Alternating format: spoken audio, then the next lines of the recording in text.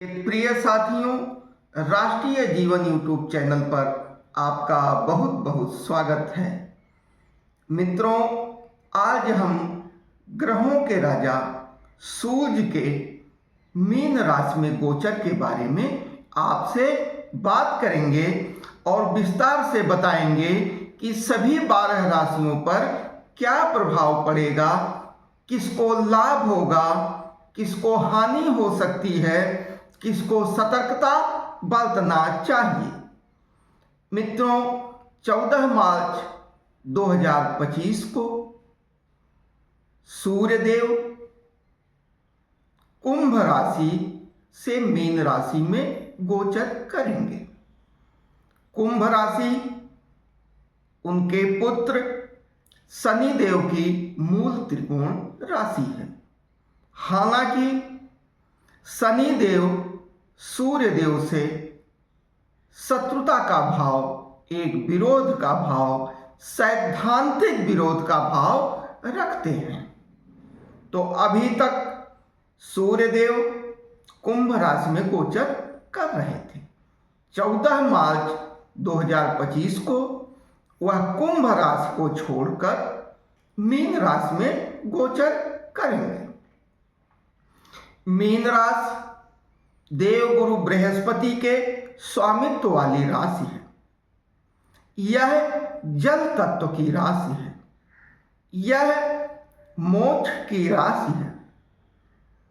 यह काल पुरुष की कुंडली में 12वें भाव का प्रतिनिधित्व करती है, जो आपके व्यय का भाव है, जो आपके मोक्ष का भाव है, जो आपके संपूर्ण जीवन के लेखा जोखा के ऊपर व्यय का भाव है, पूरा लेखा जोखा का भाव है कि जन्म से मृत्यु तक आपने जो भी किया है उसका परिणाम ये आपका द्वादश भाव होता है। तो मित्रों, राशियां 12 होती हैं और किसी भी ग्रह का गोचर आपकी जन्म राशि से देखा जाता है, लग्न से नहीं। तो जब भी आप किसी ग्रह के गोचर पर विचार करें, उससे अपना भविष्य देखें, तो वहां आपको ये निश्चित करना होगा कि आपकी राशि कौन सी है। और आपकी राशि का मतलब आपके जन्म लग्न चक्र में चंद्रमा जिस राशि में स्थित होता है वही आपकी नाम राशि, जन्म राशि होती है। अब कुछ जातकों के पास कुंडली नहीं होती, तो सामान्य कार्यों में जो आपका नाम है उसको, नाम के प्रथम अक्षर को अपनी राशि मानते हुए सामान्य फलों के लिए उस गोचर को भी प्रभावी माना जाता है। आप उसका उपयोग करके अपने भविष्य का आकलन कर सकते हैं। और नाम का बहुत प्रभाव होता है। तो जीवन के बड़े और महत्वपूर्ण कार्यों में तो आपकी जन्म राशि महत्वपूर्ण मानी जाती है, लेकिन सामान्य फल कथन के लिए, सामान्य दिनचर्या के लिए आप अपने नाम राशि का भी उपयोग कर सकते हैं। उसका भी पूर्ण फल प्राप्त होता है, दिखाई देता है और आपके जीवन में उसका असर होता है। तो मित्रों, शुरू करते हैं कि 12 राशियों पर क्या प्रभाव पड़ेगा। शुरू करते हैं काल पुरुष की कुंडली में प्रथम राशि मेष राशि से। तो मेरे प्रिय मेष राशि के जातकों, आपकी राशि से सूर्य का गोचर 12वें भाव में हो रहा है। 12वां भाव व्यय का होता है, 12वां भाव मोक्ष का होता है, 12वां भाव आपके पूर्ण जीवन के लेखा जोखा का होता है। मित्रों, एक चीज मैं और स्पष्ट कर देना चाहता हूं कि नवग्रहों की सभा में देव गुरु बृहस्पति को गुरु का दर्जा प्राप्त है। तो एक तो सूर्यदेव यानी राजा गुरु के घर जा रहे हैं, और दूसरी बात जल तत्व प्रधान राशि में जा रहे हैं। तो एक तो गुरु के घर जाने पर हर व्यक्ति के स्वभाव में थोड़ी सी नरमी आ जाती है। दूसरा बिंदु, कर्क राशि जल तत्व प्रधान राशि है और सूर्यदेव अग्नि प्रधान है, ऊर्जा के स्रोत है और अग्नि की प्रधानता है। तो दोनों स्थितियों में सूर्य अपनी पूर्ण ताकत का प्रदर्शन मीन राशि में नहीं कर पाएंगे। अग्नि का संबंध जब जल से होता है तो अग्नि की तीव्रता कम होती है। कोई भी व्यक्ति जब अपने गुरु के घर जाता है तो उसके स्वाभाविक स्वभाव में कुछ नरमी और उदारता आ जाती है। तो मित्रों, इन दो परिस्थितियों को देखते हुए किसी भी राशि के शुभ फलों में भी और अशुभ फलों में भी थोड़ी सी न्यूनता आएगी। कारण आपको हमने बता ही दिया है। तो गोचर से अगर आपको शुभ फल मिलने वाले होंगे उसमें भी थोड़ी सी कमी रहेगी। गोचर में आपको अगर अशुभ फल मिलने वाले होंगे तो उसमें भी थोड़ी सी कमी होगी। अब मीन राशि पर क्या प्रभाव पड़ेगा? मीन राशि के जातकों, आप अपने व्यय पर ध्यान रखिए, आप अपनी यात्राओं पर ध्यान रखिए, आप अपने कर्मों पर ध्यान रखिए। मेष राशि के जातक यहां सत्कर्म कर सकते हैं, पूजा पाठ उपासना करके, जप आदि करके, दान आदि करके पुण्य का लाभ प्राप्त कर सकते हैं। उससे उनका अपव्यय कम होगा, अस्पताल का खर्च कम होगा। कहीं बंधन की स्थिति बन रही है, 12वां भाव बंधन का भी भाव होता है और बंधन से मुक्ति का भी भाव होता है। तो कहीं बंधन की भी स्थिति बनती है तो वो आपके सत्कर्मों के द्वारा टल सकता है। आप लंबी दूरी की यात्रा को टालें, वाद विवाद को टालें कि जिससे थाना कचहरी की नौबत ना आवे, और अपने स्वास्थ्य का भी ख्याल करें कि जिससे आपका अपने स्वास्थ्य पर, अपने शरीर पर अस्पताल में व्यय ना हो। तो मित्रों, मेष राशि के जातक के लिए 3 महत्वपूर्ण जो चीजें हैं वो ये है कि यहाँ अपने व्यय को सत्कर्म में लगाना है, क्योंकि मेरा अनुभव है आपके हिस्से का जो व्यय होना है वो व्यय होगा, चाहे वो सत्कर्म में हो चाहे वो दुष्कर्म में हो। तो मित्रों, सत्कर्म में करके अपने व्यय को संतुलित करिए, पूर्ण लाभ लीजिए, वाद विवाद ना करिए और लंबी दूरी यात्रा को टालिए। मित्रों, दूसरी राशि काल पुरुष के कुंडली में वृष राशि है। तो 2 3 4 5 6 7 8 9 10 11 तो वृष राशि के जातकों को प्रसन्न होना चाहिए कि उनकी राशि से सूर्य देव महाराज 11वें भाव में गोचर करेंगे। किसी भी राशि से 11वें भाव में गोचर करने वाला ग्रह हमेशा शुभ फल देता है। 11वां भाव काल पुरुष की कुंडली में आपके द्वारा किए गए कर्म से प्राप्त होने वाले फल की बात करता है, फल का भाव है। तो वृष राशि के जातकों, आपको हर तरह से लाभ ही लाभ होगा।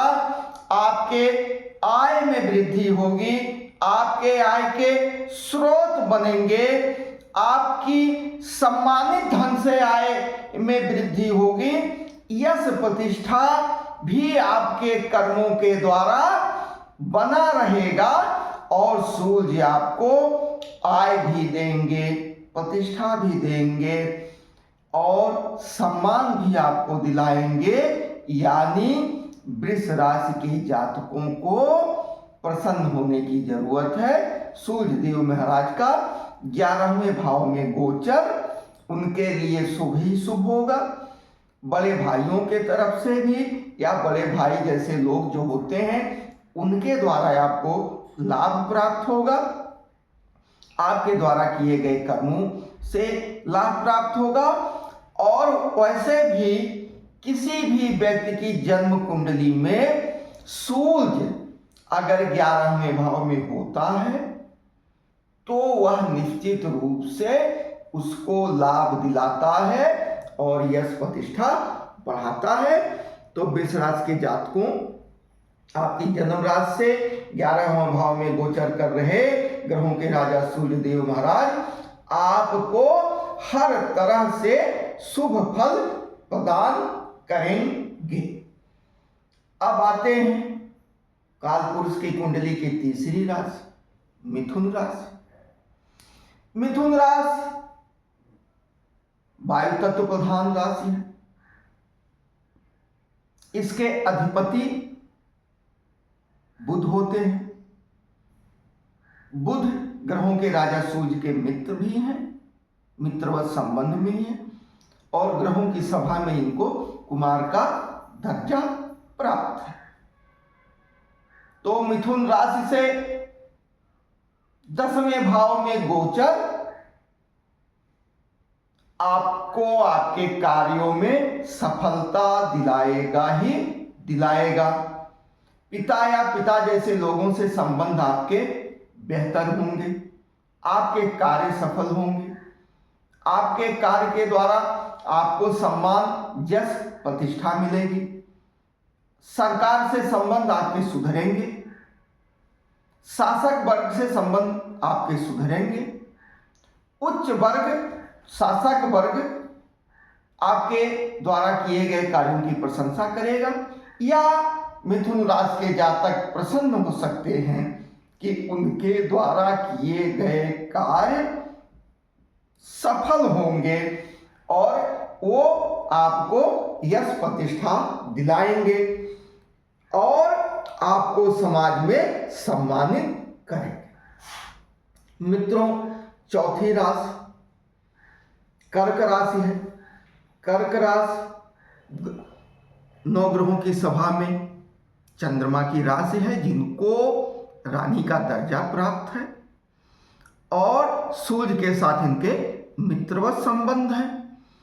तो कर्क राशि से 9वें भाव में गोचर कर रहे सूर्य देव महाराज आप में धार्मिक प्रवृत्ति की वृद्धि करेंगे, आपके भाग्य भाव में वृद्धि करेंगे, आपके पिता तुल्य संबंधों को भी बेहतर बनाएंगे और आपके द्वारा दानादि धर्मादि कार्य धर्मार्थ कार्य किए जा सकते हैं।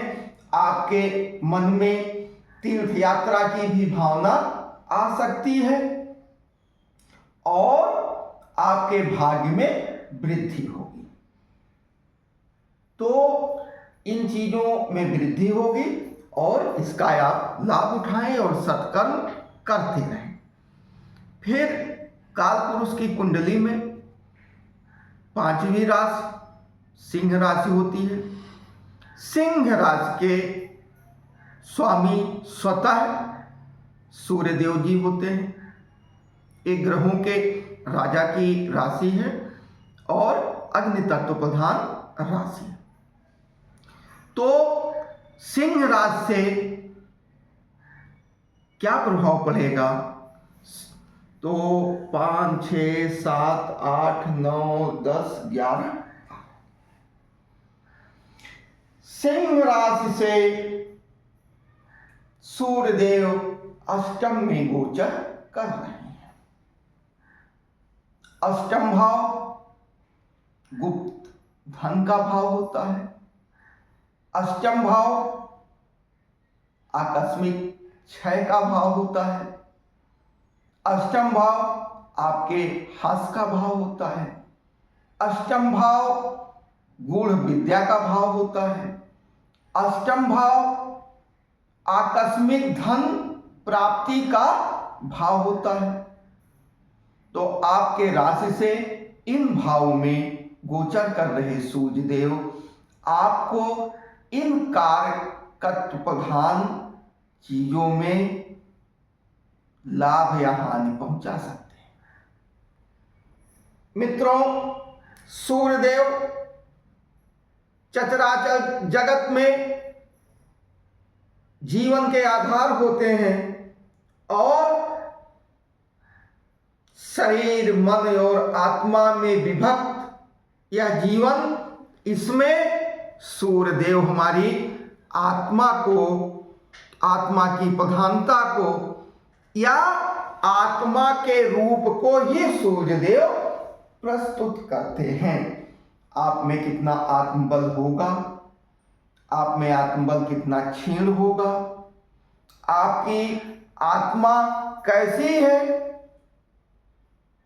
शरीर कुछ दिख सकता है, मन कुछ कर सकता है, लेकिन आत्मा हमेशा पवित्र होती है और आत्मा ही अजर अमर होती है। मन और शरीर का आवरण इसके ऊपर होता है। तो सिंह राशि से अष्टम भाव में गोचर कर रहे सूर्यदेव आकस्मिकता के कारण धन, विद्या, जीवन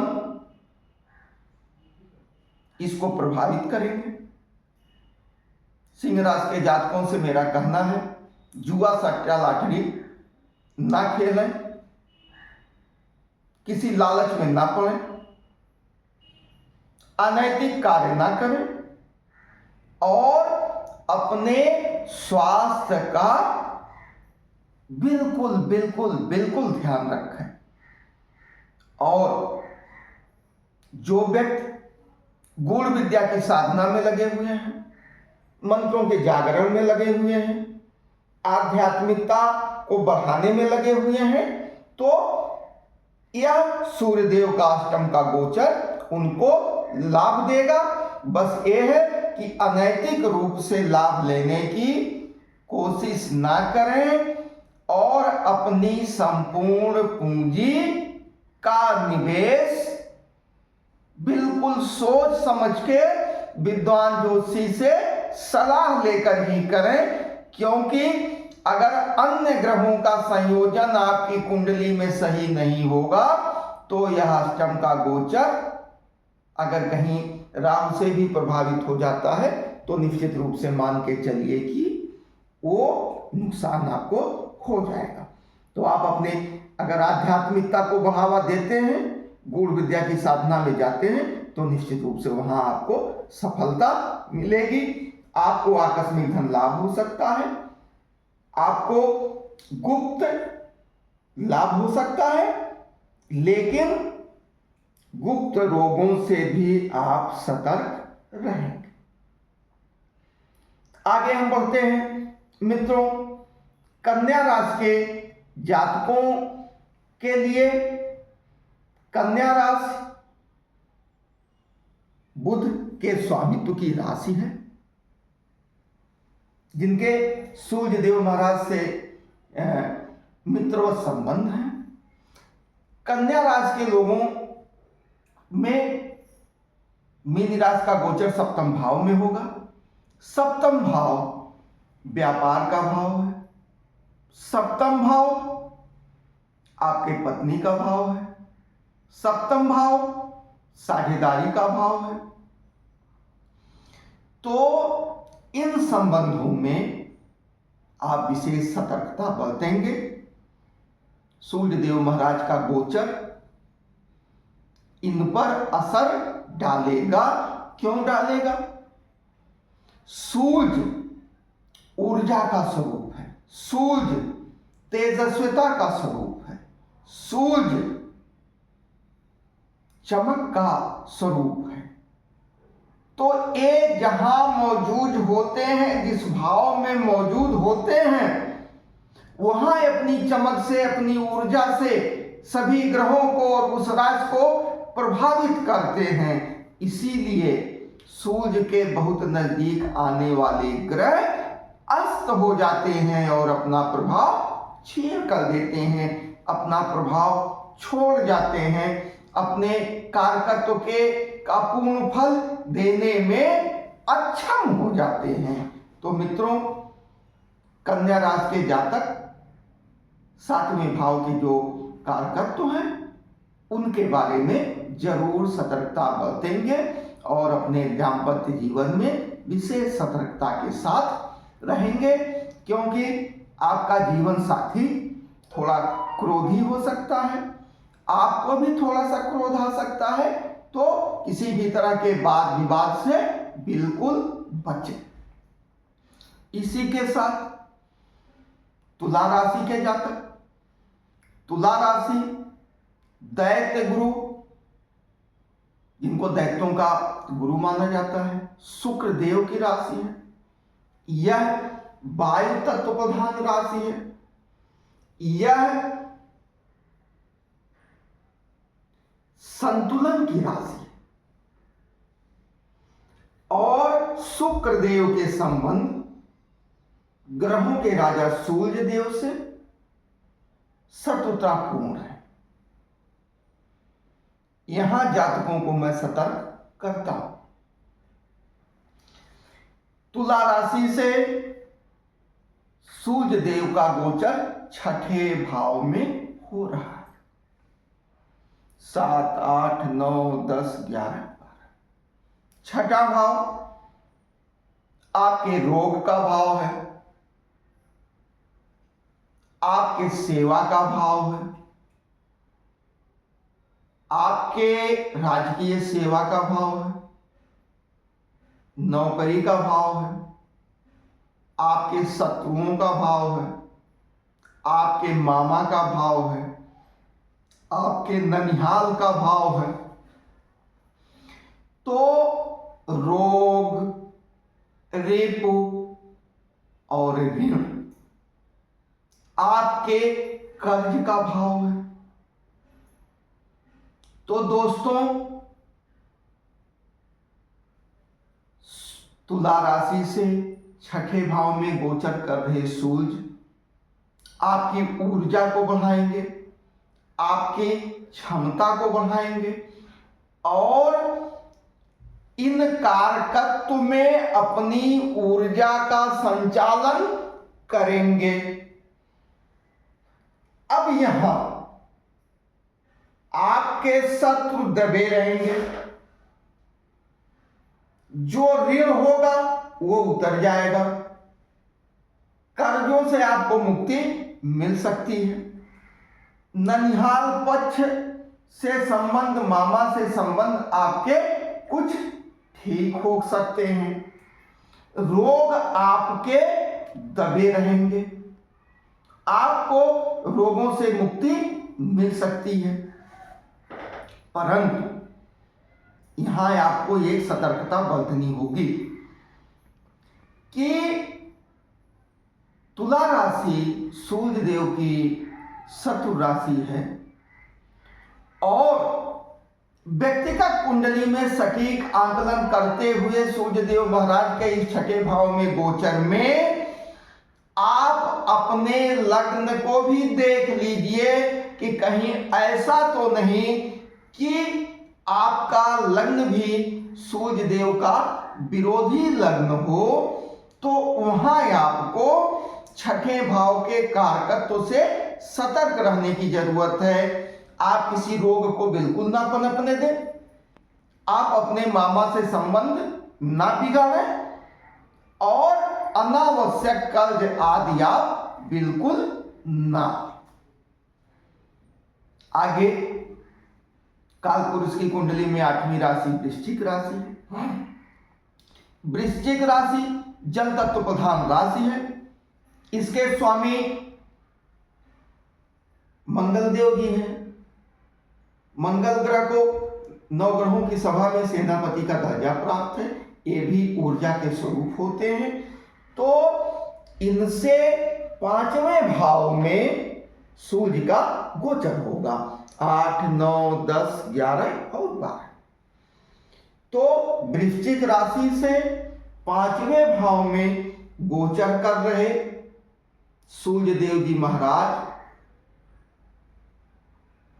5वें भाव में अपनी ऊर्जा का संचार करेंगे। अब 5म भाव आपकी विद्या का भाव है, आपकी बुद्धि का भाव है, आपके प्रेम संबंध का भाव है। 5म भाव आपके संतान का भाव है। तो इन भावों पर असर पड़ेगा। यहां आपको सतर्क रहने की जरूरत है कि इन भावों पर सकारात्मक और नकारात्मक दोनों तरह के फल प्राप्त होंगे, क्योंकि सूर्य देव महाराज यहां अपनी ऊर्जा को लगा रहे हैं। तो जब ऊर्जा लगा रहे हैं तो प्रेम संबंध में भी ऊर्जा आएगी, संतान में भी ऊर्जा आएगी, आपके बुद्धि में भी ऊर्जा आएगी। तो इन ऊर्जाओं का संतुलित उपयोग और इनकी दिशा का चयन ये महत्वपूर्ण होता है। तो सूर्य की ऊर्जा का, सूर्य के 5म भाव में गोचर का आप इन संबंधों में चयन करें कि प्रेम में क्या परिणाम मिल रहा है, संतानों की स्थिति क्या बन रही है, और जो है हमारी बुद्धि कहाँ जा रही है। तो मेरे कहने का मतलब ये है कि इन तथ्यों पर आप निगाह रखें। यहाँ सकारात्मक फल और नकारात्मक फल यह आपके ऊपर निर्भर करता है कि आपके कार्य कैसे हैं, आपका चयन कैसा है, आप कैसी दिशा बनाना चाह रहे हैं। तो मैं वृश्चिक राशि के गोचरों को यह सलाह दूंगा कि इन कारकत्वों पर हमेशा ध्यान रखें। इसी के साथ धनु राशि के गोचर, धनु राशि के से 4थे भाव में 9, 10, 11, 12 धनु राशि से 4थे भाव में सूर्य देव महाराज का गोचर हो रहा है।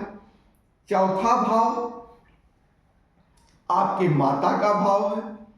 4था भाव आपकी भूमि का भाव है। 4था भाव आपके मकान का भाव है। 4था भाव आपके वाहन का भाव है। तो सूर्य देव का गोचर आपकी राशि में से 4थे भाव में हो रहा है। तो वह इन चीजों पर अपना प्रभाव डालेंगे। तो आप माता के स्वास्थ्य को लेकर, भूमि को लेकर, वाहन को लेकर पूर्ण सतर्कता बरतें और इनसे संबंधित कार्यों को अभी टालना ही उचित होगा। माता अगर बीमार है तो उनकी दवाई आप कराइए। वाहन अभी सुरक्षित ढंग से चलाइए और मकान आदि के निर्माण के लिए अगर सोच रहे हो तो हमारी सलाह है कि आप अपनी जन्म कुंडली के का व्यक्तिगत आकलन करवाने के बाद ही आप शुरू करें। मित्रों, मकर राशि। मकर राशि सूर्य देव के पुत्र शनि देव की राशि है। मकर राशि के जातक प्रसन्न हो सकते हैं कि उनकी राशि से सूर्य देव का गोचर तीसरे भाव में हो रहा है। तीसरा भाव आपके पराक्रम का भाव है। तीसरा भाव आपके छोटे भाइयों का भाव है। तो मकर राशि से तीसरे भाव में गोचर कर रहे सूर्य देव महाराज आपके पराक्रम को जरूर बढ़ाएंगे, आपके आलस्य को जरूर दूर करेंगे और आपके छोटे भाइयों से आपके संबंध को बेहतर करेंगे, या छोटे भाई आपके ऊर्जावान हो सकते हैं। तो निश्चित रूप से मकर राशि के जातक प्रसन्न होकर सूर्य देव महाराज के तृतीय भाव में गोचर का लाभ उठावें और अपनी ऊर्जा का सकारात्मक प्रयोग करें, अपनी ताकत का, अपनी ऊर्जा का और अपने बढ़े हुए पराक्रम का दुरुपयोग न करें। किसी को सताएं ना, किसी के साथ अन्याय न करें, किसी का नुकसान न करें। तो निश्चित रूप से सूर्य देव महाराज का यह गोचर आपको लाभ देगा ही देगा। इसी के साथ कुंभ राशि। कुंभ राशि इनके पुत्र शनिदेव महाराज, जिनको न्यायाधिकारी दंडाधिकारी का दर्जा 9 ग्रहों में प्राप्त है। कर्म पर जिनका अधिकार है और कर्म से प्राप्त होने वाले फल पर जिनका अधिकार है, ऐसे शनिदेव की राशि कुंभ राशि से सूर्य देव महाराज का गोचर द्वितीय भाव में हो रहा है। द्वितीय भाव आपकी वाणी का भाव है। द्वितीय भाव आपकी अचल संपत्ति का भाव है। द्वितीय भाव आपके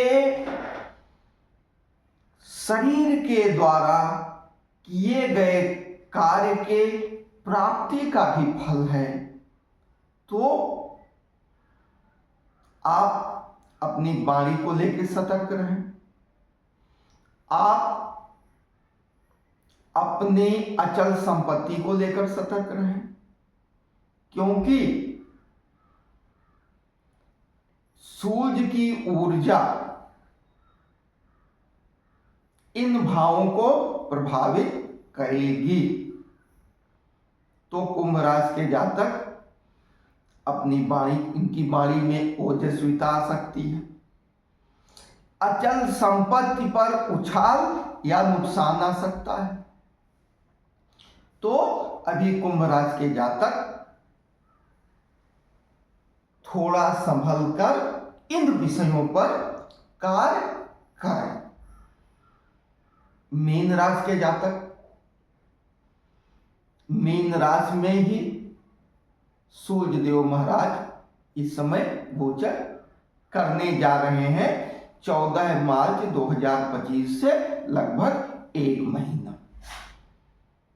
तो सूर्य आपकी राशि में गोचर कर रहे हैं। आपकी ऊर्जा बढ़ेगी, आपकी ताकत बढ़ेगी। इसका सदुपयोग करें। हाँ, अगर आप हाई बीपी के मरीज हो, ब्लड प्रेशर के मरीज हो, तो समय से दवा खाते रहें। यहाँ आपका क्रोध बढ़ेगा। क्रोध आने पर संयमित बनने की कोशिश करें। आपका चिड़चिड़ापन बढ़ेगा, वहाँ आप संतुलित रहें। आपके सर में दर्द हो सकता है, तो उसका भी ख्याल करें। अपने खान पान और दिनचर्या का ख्याल करें और सूर्य देव से प्राप्त ऊर्जा को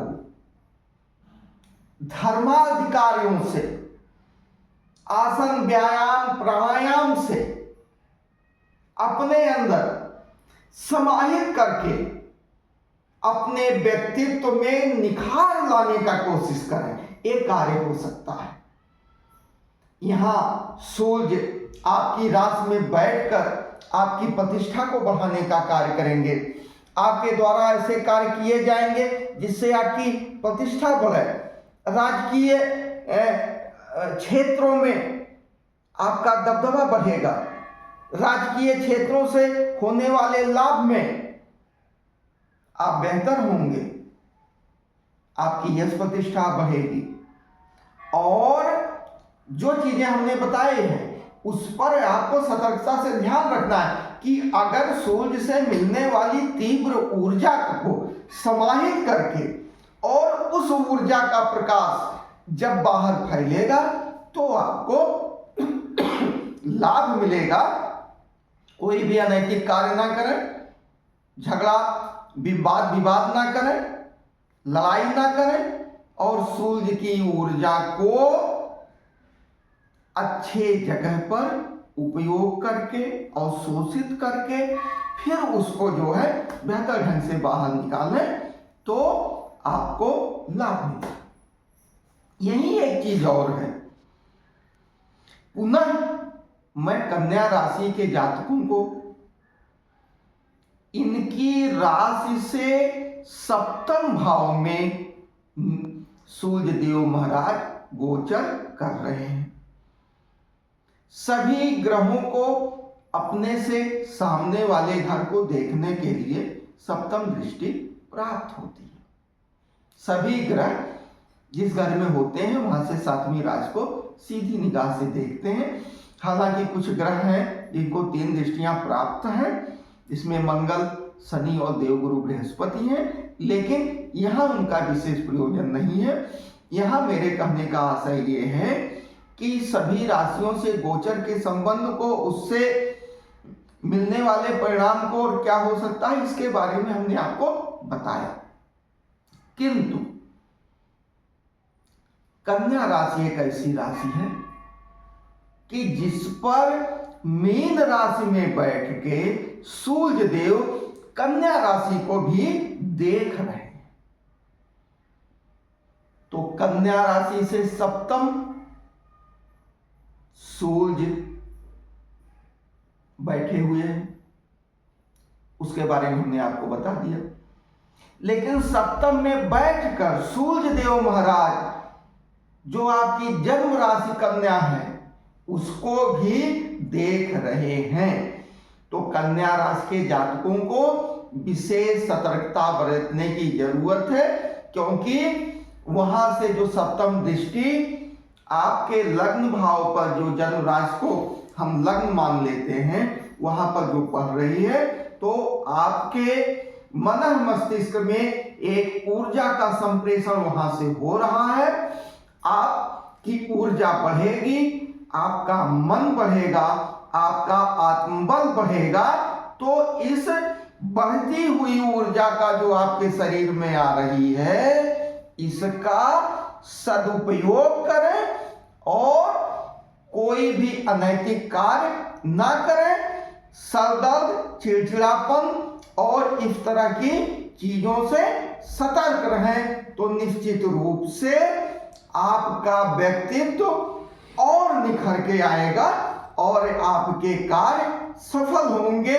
बस ये है कि आप पिता तुल्य लोगों से, राजकीय सेवकों से, सरकारी कार्मिकों से कोई वाद विवाद बिल्कुल ना करें। तो मित्रों, ये सूर्य देव का 14 मार्च 2025 से मीन राशि में लगभग 1 महीने के गोचर में सभी राशियों पर पड़ने वाले सूक्ष्म और सामान्य प्रभाव के बारे में हमने आपको बताया। किसी भी ग्रह के गोचर का सामान्य फल होता है, ये सामान्य फल हमने आपको बता दिए और आपको इन भावों को लेकर सतर्क रहने की जरूरत है। इसी के साथ एक बात मैं आपसे कहना चाहता हूं, वो ये है कि आप पर इसका प्रभाव पड़ेगा, इसमें कोई दो राय नहीं है। लेकिन किसी के व्यक्तिगत जीवन को, उसकी जन्म कुंडली में रहने वाले अन्य ग्रह वो किस स्थान पर हैं, उनका गोचर क्या है, उनकी दृष्टियां कहां पड़ रही हैं, इन सब को देखने के बाद ही किसी व्यक्ति की व्यक्तिगत कुंडली और व्यक्तिगत जीवन के बारे में सटीकता और पूर्णता से आकलन किया जा सकता है। तो मित्रों, इस सामान्य जानकारी का लाभ अपने जीवन में उठाइए, और अगर आपको कहीं से लगता है कि किसी विषय, किसी बिंदु पर परेशानी है, तो आप अपने व्यक्तिगत कुंडली का आकलन विद्वान ज्योतिषी से करवाकर अपने आगे के जीवन के लिए एक बेहतर रास्ते का चुनाव कर सकते हैं। कहाँ आपको सतर्कता बरतनी है और कहाँ आप जो है एकदम फिट हैं, एकदम स्वतंत्र हैं, एकदम अच्छी स्थिति बन रही है। तो मित्रों, आप लोगों से मेरा यही कहना है कि अपने अच्छे समय का लाभ उठाइए, अपने अच्छे ग्रहों को, शुभ ग्रहों को, योग कारक ग्रहों को ताकत दीजिए, और अपने अशुभ समय में अशुभता के कारक ग्रहों को प्रणाम करिए, दान आदि करिए, सतर्क रहिए, अपने जीवन को सफल बनाइए। हम सूर्य देव को प्रणाम करते हैं, और एक सूर्य का मंत्र आपको हम बता देते हैं।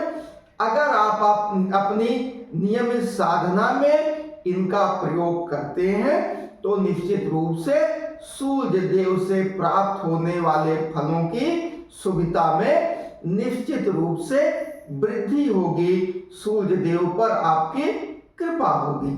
तो मैं सूर्य देव को प्रणाम करता हूं। ओम जपाकुसुम संकासम काश्यपेयं महाद्वितं तमोहरिं सर्वपापघ्नं प्रणतोऽस्मि दिवाकरम्। हे सूर्यदेव प्रसन्न हो। ओम हां ह्रीं हौं सह सूर्याय नमः। ओम हे सूर्यदेव प्रसन्न हो। ओम हां ह्रीं हौं सह सूर्याय नमः। ओम हे सूर्यदेव प्रसन्न हो। ओम घृण सूर्यादित्याय ओम।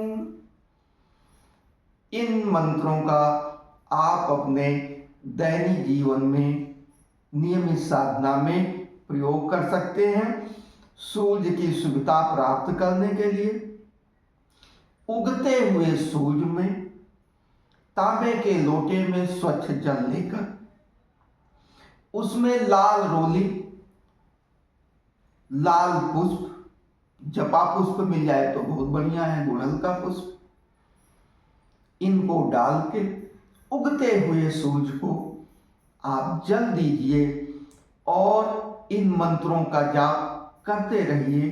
तो निश्चित रूप से सूर्य देव की कृपा आपको प्राप्त होगी, उनकी शुभता बढ़ेगी, आपके ऊपर शुभ प्रभाव बढ़ेगा और गोचर के द्वारा प्राप्त होने वाले अशुभ प्रभावों में कमी आएगी।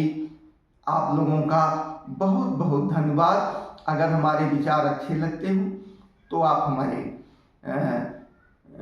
चैनल को सब्सक्राइब करिए, लाइक करिए और अपने शुभचिंतकों में भी इसको शेयर करिए, जिससे कि लोग इसका लाभ प्राप्त कर सकें। पुनः एक बार बहुत बहुत धन्यवाद। जय हिंद, जय वैदिक, जय सनातन।